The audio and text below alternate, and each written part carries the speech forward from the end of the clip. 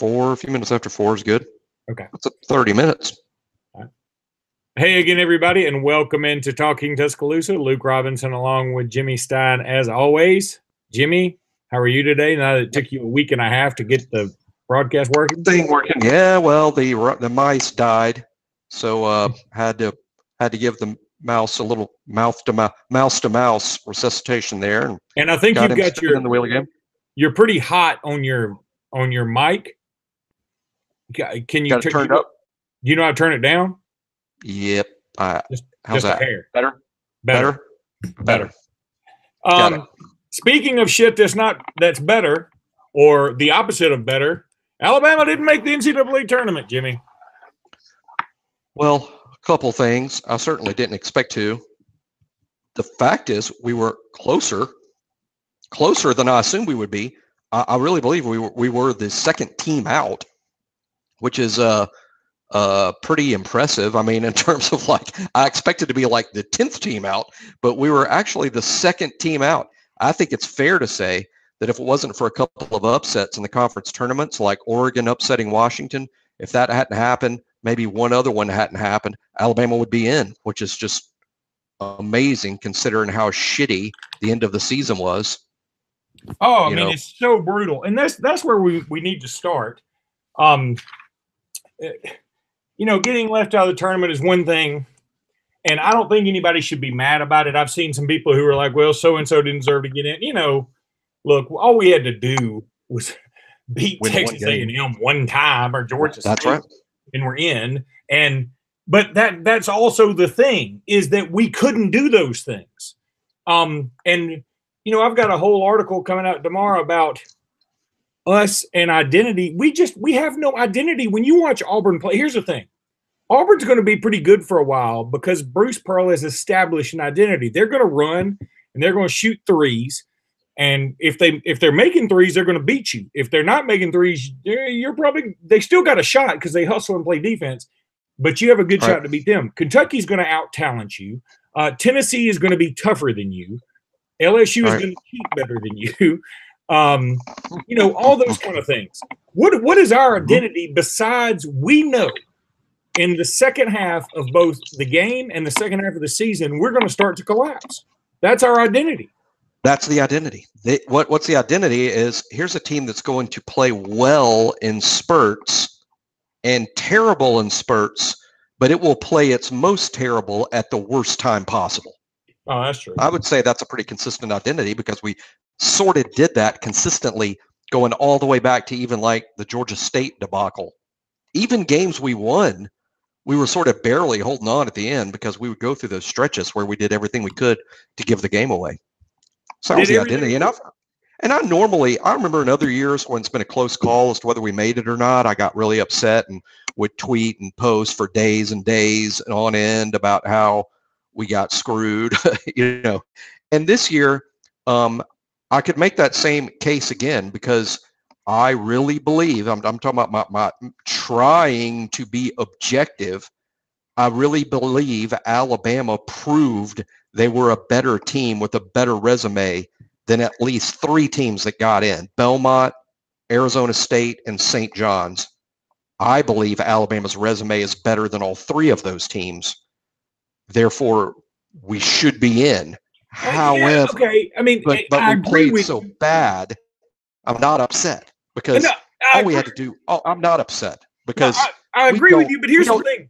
Here's the thing about the NCAA tournament is that, this is why, and I've said it on every platform I can scream on, that it's not the best way to determine a champion. Everybody loves to say that they determine it on the court.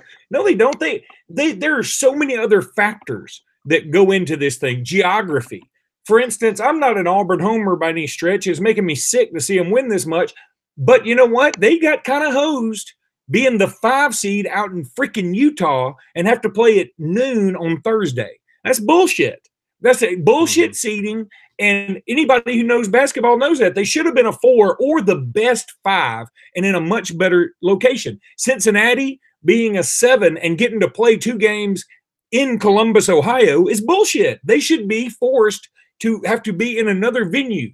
And the only reason we do those things is because of, oh, we want more asses in the seats. Well, that's a bullshit. That's a bullshit criterion for determining a champion.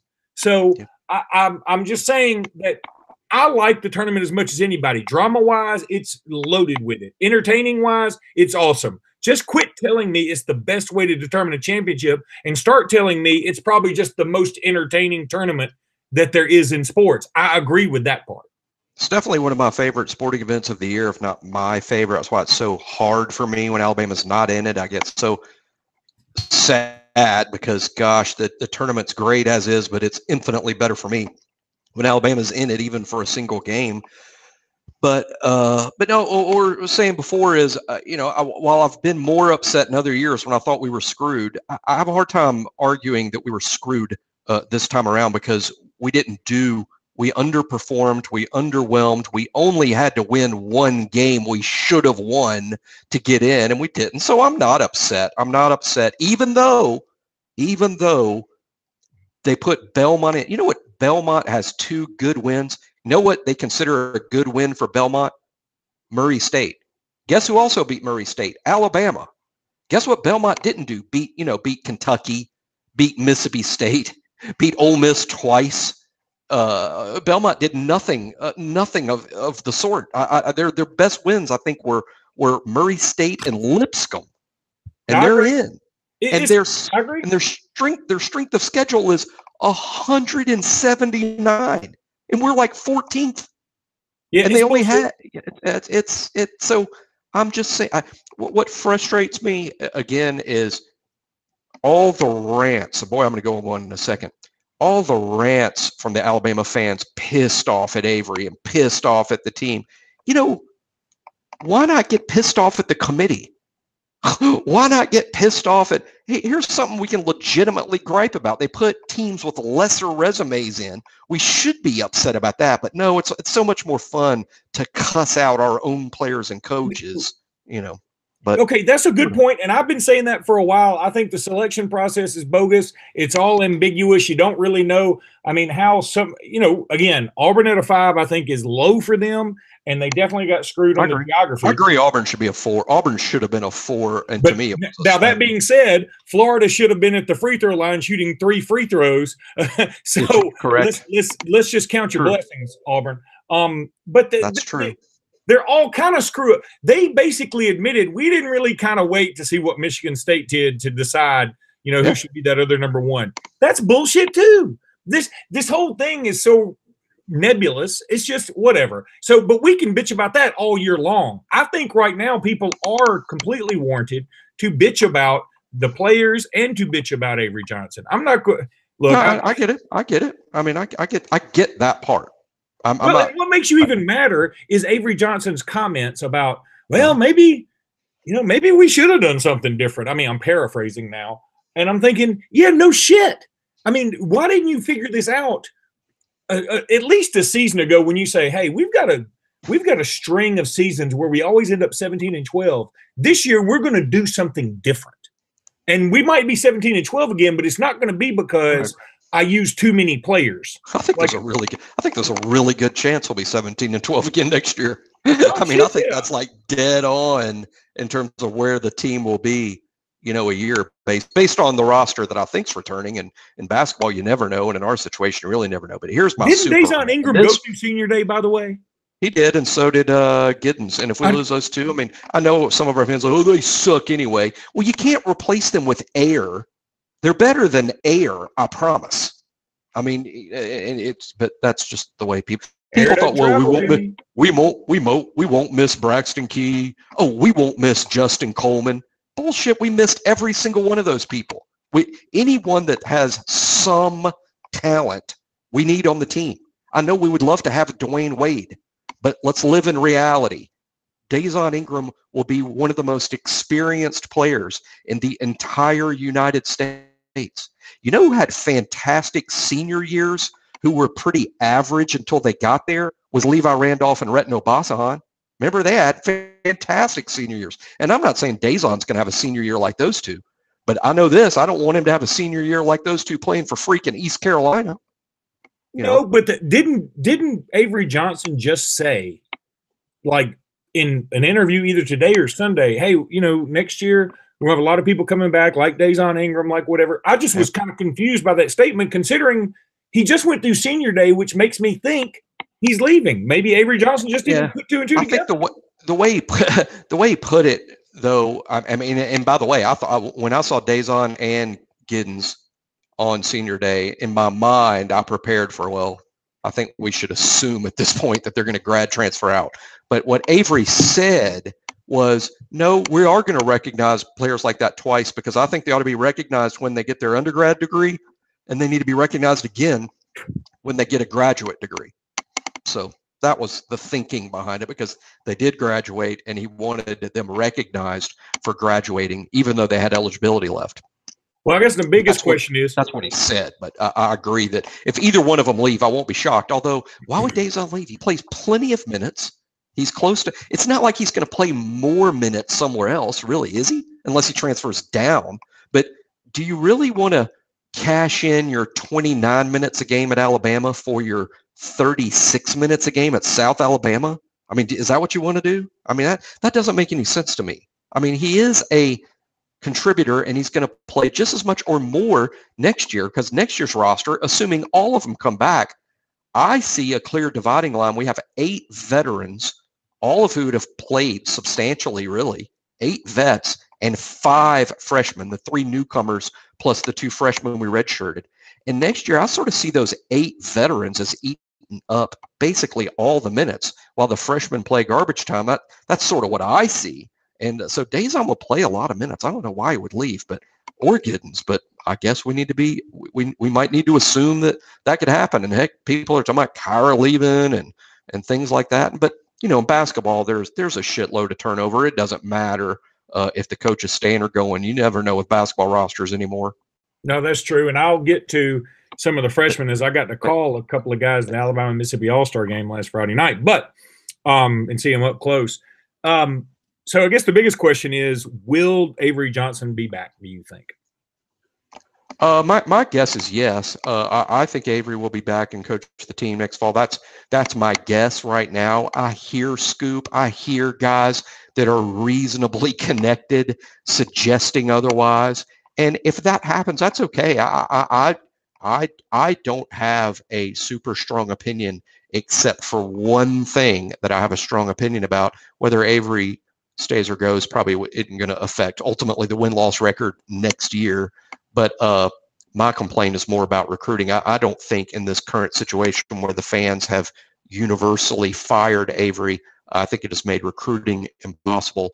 Therefore, Avery's eventually going to have to be fired, whether it's right now or next season or the season after. He's got to be fired, because I don't see how he can improve the talent on the roster, which needs improving. I don't know how he can do that in the current situation where it's just going to be impossible to recruit like this, which gets me to my huge rant. What's the word I use all the time to describe our basketball program? Toxic. And this is why. When we lost, and we're still on the bubble per Lenardi and per Jerry Palm, we were still on the bubble. And there was a chance. We're still there? We were still there. We were still, after we lost to Kentucky, we're still on the bubble per those guys, and it proved correct. We just finished 2 spots outside the tournament. Our director of basketball operations, Colton Houston, he is the media. One of the things that he does is he's director of basketball ops. He has a lot of a relationship with the media, both statewide, regional, and national. And probably most of those guys follow Colton on Twitter, because he's sort of the off-court face of the program in terms of dealing with media and kind of, administrating the program.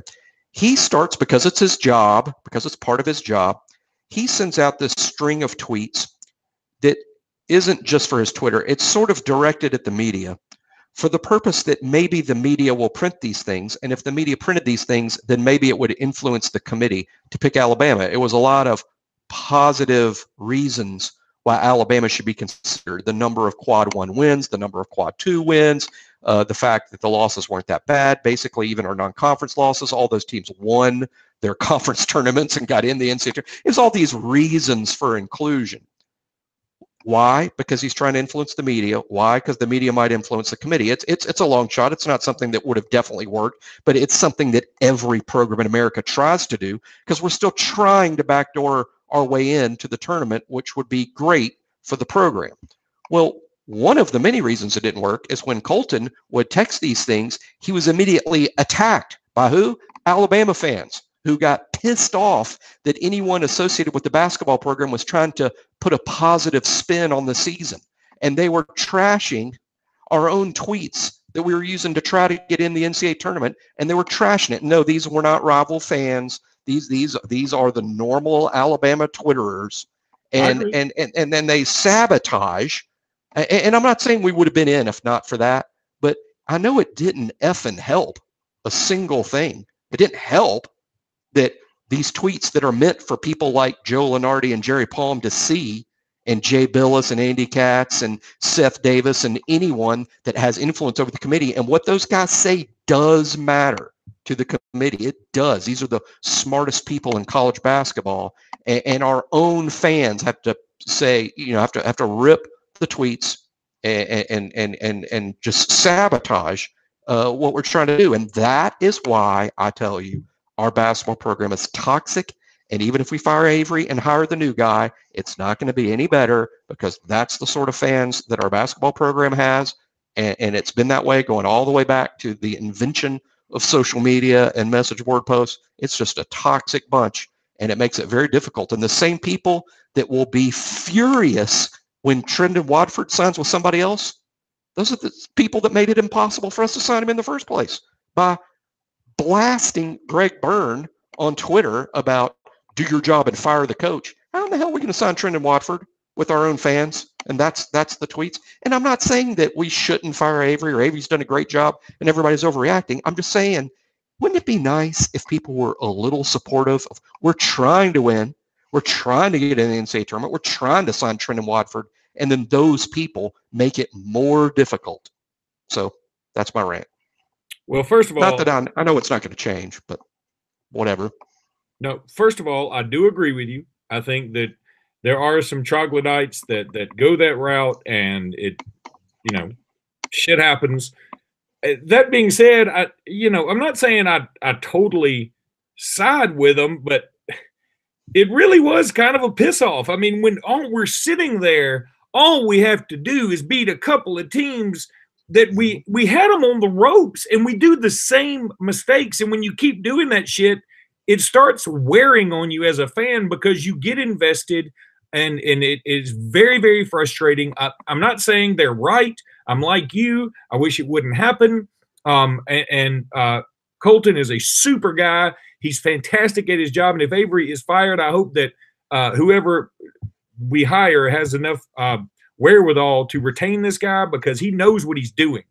Now, that being said, it's, when you get on and you try to spread the good word like that, in a moment when we know, okay, we already kind of know we're not getting in. We pretty much knew it. It was closer than we all thought, but it was closer than we thought. Yeah, I agree. I didn't think we were getting in. I didn't. I was shocked we were that close. I mean, it really is the equivalent of a girl breaking up with you and going, "It's not you, it's me." You're like, "Motherfucker, it is me," and it's okay. I mean, it's really, that's what it is. Excuse my language. Put a beep in there, Lawrence. But I mean, that's put the what beep I'm saying. After he said it, though. Put the beep afterwards. Yeah, I'll do it to you. Beep like later. Beep it now. Beep now. Put a beep now. That'd be funny. That'd be great. But anyway, it's just frustrating, because it was right there for the taking. And here's the other thing, I'm not upset we didn't make it. I don't think we deserve to make it, and I think the tournament is bloated and all that shit. But this was the softest bubble ever. Ever. That's why we almost made it. But that's what I'm saying. Like, if you can't make it in this year, and all you have to do is beat a Texas A&M squad that's just not good, and that's all you got to do, or all you got to do is beat Auburn when you're up 12, or all you got to do is beat LSU when you're up 6 with 5 minutes to go. I mean, all you got to do is those things, and you can't do it. It's so frustrating. It was one game. There's no doubt. One game kept us out. And you can pick which one it is, the A&M losses, the Georgia State loss. Heck, to me, I know it doesn't make sense because I'm talking about a good team that ended up being an NCAA tournament team. But to me, the game I circle is Florida because, A, we should beat Florida at home. And B, we didn't even show up. That was a game we didn't even show up. I don't know what the hell was wrong with the guys. We didn't even show up, and the game wasn't close because we played so freaking bad, like we didn't care, like we wanted to be somewhere else. And guess what? Now we're somewhere else. Now we're in the NIT. Well, and here's the other thing. I mean, and I'm not trying to sing, but I won't even say players' names. People who follow out of basketball know what I mean. It took you, I don't know, 25 to 30 games to figure out there are a couple of guys that just don't need to be playing that much, or there are a couple of guys that need to be playing in their place, and our rotation is way too large for what we are trying to do. Right. And it took you that long to figure out, maybe this guy can't dribble the basketball. No offense, but he can't. And then, I'll tell you, this is how you know. This is why I don't blame the Twitter army that came after Colton, okay? Because when Cecil Hurt is tweeting about players by name. I mean, he said Herb Jones, when he gets the basketball, he needs to just basically hold it until somebody comes and gets it. That's what I used to teach. I coached 6, 7, 8-year-olds one year. Or no, this was 5 and 6-year-olds. And I said, when you get the rebound, the tall one who I knew couldn't dribble, I said, when you get the ball, you just cover it up. And because at that time, the defense had to go back, I said, you just wait till my guard comes and gets it. When little Garcia comes and gets it, well, that was his name, Garcia. When Garcia comes and gets it, then you get down the court. But until then, you just hold it. And that's what he did, and that worked. That's kind of what Cecil was saying Herb Jones needed to do. This is a second-year player who was a 4-star. I mean, one time we were talking about the NBA draft about a year ago, and I forget what was coming up. And I did not include Herbert Jones on a list of like potential SEC guys that could get drafted in the first round the next year. And some Alabama fans mocked me and attacked me. Why'd you leave Herb off? I'm like, because he can't score. I mean, in other words, I was not critical, but 1 year ago, a lot of our fans thought Herb was going to be a 2-and-done NBA player. I thought that was the most ludicrous thing I'd ever heard. I even saw him on NBADraft.net one time as a projected second-round pick in this draft. This was several months ago before the season started. And I always thought that was just, he can't score. In the NBA, by the way, they expect the 2-guard to be able to put the ball in the basket. They don't draft and groom defensive specialists. Even the defensive specialists in that league, they can score. They can score in a number of ways. But Herb is like the most frustrating guy on the team to me because he seems to have regressed. His ball handling gets somehow worse. And yet, he has like a 3.6 grade point average in accounting. That's one of the hardest majors on campus. And he's a smart kid. But you watch some of the basketball and you're like, Herb, good Lord. I don't know that anyone makes more mental errors than Herb. And the dude's a genius. He's 10 times smarter than me. So it's frustrating. I'm right there with you. It's very frustrating. But, I mean, why can we see all this for so long? I mean, we kept waiting. It's so funny. I think fans always wait for somebody to have that breakout game. I'm waiting for him to have that breakout game. I'm like, he's been playing college basketball, what? He's played 70 games now, plus or minus? Right. Well, I think one thing that happens that we don't take into account, and it's easy not taking into account because we're not there, and it's not necessarily an excuse for Avery or any other coaches, but they're in practice every day. There's a good chance that some of our players that haven't been performing well in the games do perform well in practice. Yeah. And it's like, that's got to be worse for them. It was like, this son of a bitch yesterday made 15 threes in a row. Now he can't even hit the backboard. You know what I'm saying? I mean, sometimes the guys are better in practice, and I'm sure it infuriates them. On the other hand, some kids are gamers. I've heard it football. I was not switching totally football, but I've heard that about Deontay Thompson, who apparently doesn't, even to this day in this season, never was a very good practice performer. And then they stick him in a game a couple years ago because they sort of had to because there was no one else. And he, transforms into Captain Marvel or to pick a random superhero. I guess I picked a woman. That was weird, but I'm just saying, he transformed into like the most athletic girl in the whole world. But no, I'm saying is he apparently Deontay is a game, like they say, is a gamer, and I think there are those kids exist, the ones that don't particularly perform well in practice, that you stick them in a game and you're like, who the hell is that? And I think the opposite happens more often. Kids that are actually good in practice, but then the lights come on and the crowd's there and the TV cameras are there, and now they can't spell their name right. So maybe some of our players are like that. I had a conversation with Anthony Grant one time, a private conversation with him, and he gave me a phrase I'd never heard before. Maybe you guys that are into basketball have heard this before, but he called a couple of guys on the team. He said, we got a couple of 3 p.m. shooters. We need to turn into 7 p.m. shooters. I've never heard that before. I'd never heard that before. But as soon as he said, I knew exactly what he was talking about. When I said, we're going to shoot it better this year. And he's like, I don't know. I guess we're going to find out if our 3 p.m. shooters are 7 p.m. shooters. And, and that's exactly the point that he was making, that some of these guys are pretty good in practice, but when the lights come on, it's a different story. And you know what that is? It's human nature. It's human nature. You just gave us Anthony Grant's greatest coaching moment in Alabama history. Yeah, and it was to me. No wonder he couldn't. No wonder we sucked. Well, I needed a lot of coaching. I can tell you that. Well, here's the other thing. We may see Anthony Grant. I know. That's what I was just thinking is, I'm going to tell you what, if Avery Johnson, there are some people who believe he's been politicking for these other various jobs. He may have been. I don't know that. He may have been. Very possible. But if he has been, more power to him. If he wants to get fired and we do have him to sneak by Norfolk State, all he has to do is lose to Anthony Grant, and he will be run out of town on a rail. Regardless of what Greg Byrne wants to do. It will be like when Shula lost to Sylvester Croom.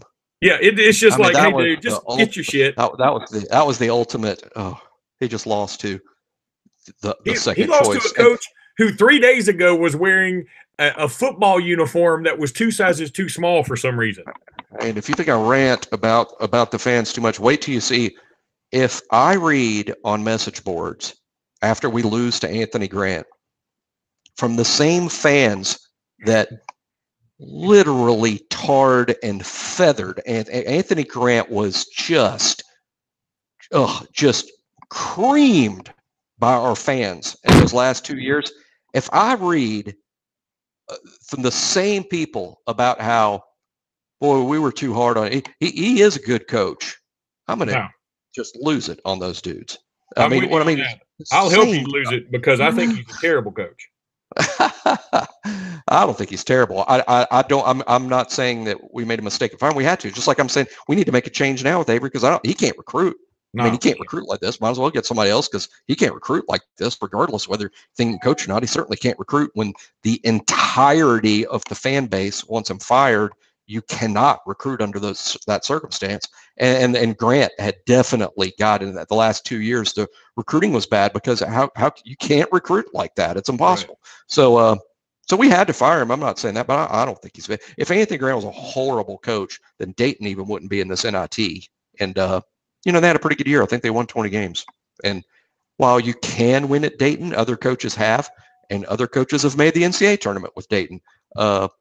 It's your access to players isn't like an SEC school. So I think he's done a pretty good job there. Maybe Anthony Grant will prove that he has the right mindset and the right personality to be a successful mid-major, but it doesn't translate to the Power Five. Maybe that's what we're finding out about him, because he did have success at VCU before he got to Alabama. Now having some level of success again at Dayton in year 2. All right, so we got to play Norfolk State because they're going to make us on Wednesday. Surely we're going to. I think we'll win that game. I think we will, but with our team. But that being said, we have not lost to a team as bad as I know Texas A&M's not in the NIT, but let's put Norfolk State and Texas A&M. Let's say they play last December, neutral in a tournament. Let's say in the Battle of Atlantis or whatever. Last December, Texas A&M, Norfolk State. I think A&M wins. I think A&M's a better team. They got more more athletes, more good players than Norfolk. And what I'm trying to say is I don't think we've lost to a team as bad as Norfolk State this season. I mean, who's the worst team we lost to? I don't know. I don't know that. I guess it's Texas A&M. Up there. Georgia State? Yeah, but they're in the NCAA tournament. They won the Sun Belt tournament. And the Sun Belt, it's not good, but yeah, Georgia State won the Sun Belt. They're in it. I'm not even. This is why we almost made the NCAAs. You know who else? Northeastern's in it. Liberty's in it. Central Florida's in it. Basically, our entire non-conference schedule. They all in it. Baylor in it. Yeah. Colton did a good job. That's good as ever. That's why we almost backdoored our way in. Yeah, that guy deserves a raise. First of all, he's killing it, and not the Twitter attacks. No, just you know what? I'm sort of if he's going to get a raise, people ought to be able to attack him, Jimmy. I'm pro attacking. If we'll you see get what a happens. raise. We'll see what happens. Hey, the football team is on the practice field as we speak. How about It's that? exciting times, isn't it? It is, and I'm ready to. I'm not. Well, I mean, this week it's going to be a little hard for me to get up for football because even though Alabama's going to, I'm going to watch. Yeah, I'm going to watch. They're going to sucker me into this thing, and I'm going to watch. And I'm certainly going to watch the NCAAs, and this is the best. To me, I love the NCAA tournament, but what I love even more than the Final Four is the weekend where we go from 64 to 16, and very excited about that. So I'm going to be really into the basketball this week. It'll be hard to turn the football spigot on, but we are practicing. I'm interested to see. I'm guessing that Ali Cajo is out there on the field and practicing today. I'm guessing. I don't know that, but I think there's a good chance, and we need that to be the case. So it's a talented kid. Hopefully he gets his shit straight. We'll get into some more football and podcasts to come, but really quickly, I think this deserves a complete shout out. I'm not going to pretend for 1 second that I knew this even existed on campus. I don't want to sound like a hypocrite, and it's probably my fault for not knowing it. But both our men's and women's wheelchair basketball teams won the national championship. And that's awesome. I mean, that is the university ought to scream that from the deadgum mountaintops. I agree. We should get jerseys too. I'm pro. I mean, look, it's. Oh yeah, this is awesome. I mean, that's totally awesome. And I know, like, there's some people who are sort of shoot it down. It's really cool, and it's a big deal. I mean, and it should be celebrated. And the fact that that's the second time that I know of, because didn't the men and women's golf teams both win it a few years back?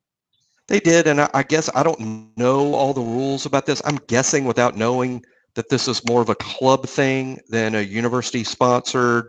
Right. We put a bunch of money into this like we do with the other things. So I'm assuming that. But I'm saying all that to say I guess with the club teams, I'm not sure it's a good precedent to set, but what I'm getting at is we have that little Champions Plaza behind the right field fence. Yep. The baseball stadium's behind the right field fence, and I would love to I'd love to have a plaque put up to honor those kids and their amazing accomplishment, and that's something that everybody should get behind. I agree with you, Luke. We should be screaming that from the mountaintops because those kids and their coaches deserve it. And if anything will make you smile, it's that.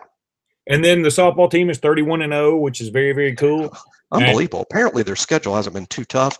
I mean, apparently, I think they've beaten number 8, number 12. So I'm sure you can't play 31 games and play nobody. But wow, amazing, 31-0. That's freaking crazy. And now they'll be into the SEC has to be the SEC and the Pac-12. I think are the best softball leagues. It's going to get tougher, playing the Floridas. But wow, that Bama Montana, that pitcher, she's the real deal. She is. We've had a lot of great pitchers over the years, but she may end up being the best, which is saying a hell of a lot. And the baseball team went over to Ole Miss and got a victory, which is all I asked. I said, just go over there win and one. Steal one. I think one win. I think on the SEC is so brutal in baseball, and with our young program in year 2 under Brad Bohannon, if we can just win one of those road games per weekend, that's awesome. And win 2 out of 3 at home some weeks and end up finishing around 500. Wow, that in the league, that would be amazing. That would be amazing considering where this baseball program was when Coach Bo took it over. Yeah, I mean, congratulations to them. And I do think, I'm not saying that facetiously. That's pretty badass to They won game 2, and in game 1, didn't they lose 1-0? Or 2-0 or something like that. Yeah, that's amazing. Ole Miss is a legitimate national championship contender. Oh yeah, definitely. Let's see what else I have here. Oh, let me talk about the Alabama Mississippi All-Star game really quickly. I went and called it, and first of all, I got to see the girls' game, and the girls had a girl named River Baldwin who's going to Florida State, and she is a total badass. And there was not one girl from either side committed to Alabama, I don't think. So that tells you about where Alabama is in women's basketball. I'm as far as I'm not going to pretend again that I give much of a damn about women's basketball, but if we're going to play it, I want to be at least not embarrassing. And I'm tired of seeing, Auburn beat us 3 times this year. I've seen some scores where we run out of the gym. I know we beat Tennessee, but everybody beat Tennessee this year. So I'm kind of fine if we made a change there too, because I saw a lot of girls that I was like, hey, I don't know what we got, but these girls are pretty good, and we're not even looking at them. So that was a problem. And then for the boys' side, of course, Trendon Watford was there, and he does Trendon Watford things. He didn't do much in the first half, but he killed it in the second half. Ended up with a ton of rebounds. There were a lot of good players in this thing. Trendon was in a class by himself. The next best player to me was Jalen Forbes, who is committed to Alabama. He was the Mississippi MVP, even though they lost. And he had, I think, 5 3-pointers. Let me check that. Is he a 2-guard or maybe a small forward? He can't play. I think he's a 2 or a 3. Right? 2 or a 3. He's not a 4. He's not a 4. No, right? God. And Jimmy, he's typical Alabama recruit. He needs to put on some pretty serious weight. Right. Right. He's long and athletic. He would be far and away the best shooter. 3-pointers, he was 4 of 8. And he got fouled on 2 of them and made all 3 free throws both times. So he would be far and away the best 3-point shooter and the best free throw shooter we had on the team. Far and away. Interesting. And he had a nice dunk in the lane, in traffic. He played pretty doggone well, I thought. But there was a guy named Cameron Tucker that won the MVP, and Bucky McMillan from Mountain Brook was the head coach of the Alabama squad, and he said in the paper, "Hey, look, I know Cameron Tucker's not the biggest guy you've ever seen. They've got him listed. Got the program right at 6'2", and he probably isn't 6'2". Right. He's from Winona, and he played his ass off. He plays defense. He's fast. He's a little bulky. I just thought he was great. And if somebody told me Alabama's giving him a scholarship today, I'd say I'm all for it. I don't give a shit what he's ranked. Right. I understand everybody loves to see rankings, and Jalen Forbes is definitely worth a 4-star. Cameron Tucker, size alone, and I don't know that he's going to grow any. May not be a 4-star. And another guy, Damon Robinson from Lee Montgomery, they got him listed at 6'8". And he's probably going to grow a little bit. He's got really long arms. He's mean. He's got that dog in him. That sounds like a dude we need. We need him now. And he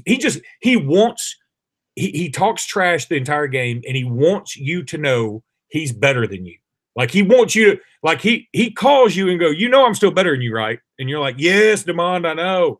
And the underrated guys that we never have enough of are guys who were like Chris Hines. Yeah.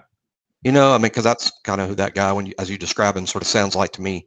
The scrapper, the maybe he's an undersized power forward, but he plays his ass off, and every loose ball is his, and sort of plays like an alpha dog, even if he's not necessarily a gifted player. Right. But man, those are awesome role players to have.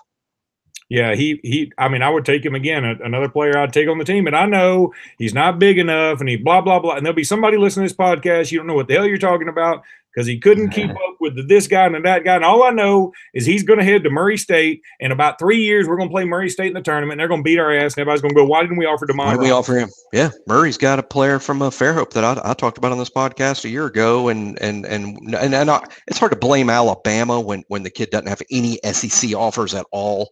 Yeah. Tevin Brown, who's a starting player at Murray State. He was scoring 40 a night at Fairhope in his senior year, and I was like, won't anybody pay attention to this guy? It's 7A basketball, and he's got a complete game, handles it, shoots it, plays defense. Is a good football player, is a quarterback on the football team before he started playing basketball full time. And now he is one of Murray's best players. Obviously, he's no Ja Morant, but if they didn't have players like Tevin Brown, I mean, Ja's not doing it 100% by himself. Right. He's doing it largely by himself. Yeah. But so now you're not surprised me when you say that kid's going to Murray. I'm like, man, that coach up there is out recruiting the SEC, because the SEC schools are passing on these guys that Murray State is proving are legit SEC level players. And then Kobe Brown, who's committed to Texas A&M, he was good? fine. Is he good? He's good. He was fine. He was. What about that cat going to Georgia from Montgomery? Is he good? Again, Walton? I'm fine with his going to Georgia. He's a good player. I think he needs some time. Jaquan Walton, he needs a little time. He does not play to his potential. You look at him and you say, all right, he's got a good frame. He's tall. He's got long arms. Right.